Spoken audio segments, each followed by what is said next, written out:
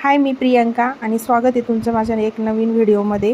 आज मी तुमच्यासाठी नाचणीच्या भाकरी कशा बनवायच्या याच्यासाठी मी डिटेलमध्ये व्हिडिओ बनवते आणि 1-1.5 ग्लास पाणी घ्यायचं, उकळत ठेवायचं। उकळी आल्यानंतर त्याच्यामध्ये 2 चमचे तूप टाकायचं, अर्धा चमचा मीठ टाकायचं आणि 1 वाटी भरून आहे ना नाचणीचं पीठ टाकायचं आणि ते चांगलं फेटून घ्यायचं।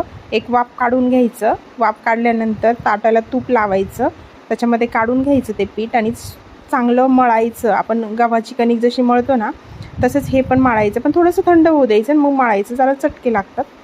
मग मळून झाले ना ती कणिक साईडला ठेवायची। थोडीशी थंड झाली ना की पळपटाला एक प्लास्टिकचा कागद लावायचा आणि वरून एक कागद लावायचा आणि छान गोळे मळून घ्यायचे आणि त्याच्या आपण गव्हाच्या कणिकचे कसे चपात्या लाटतो तसं आपण याचीही कणिक लाटून घ्यायची।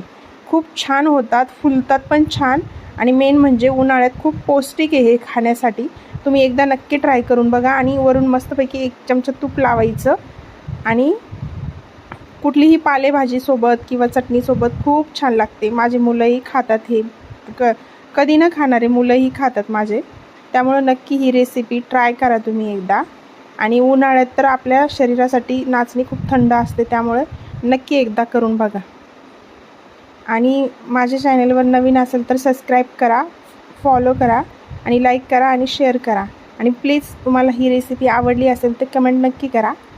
थँक्यू सो मच माझा व्हिडिओ बघितल्याबद्दल। Bye bye.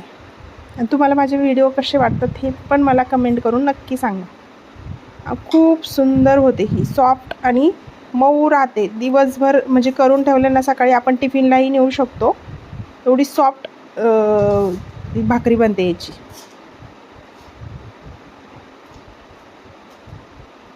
नक्की मला कमेंट करून सांगा माझा व्हिडिओ तुम्हाला कसा वाटतो। Bye bye.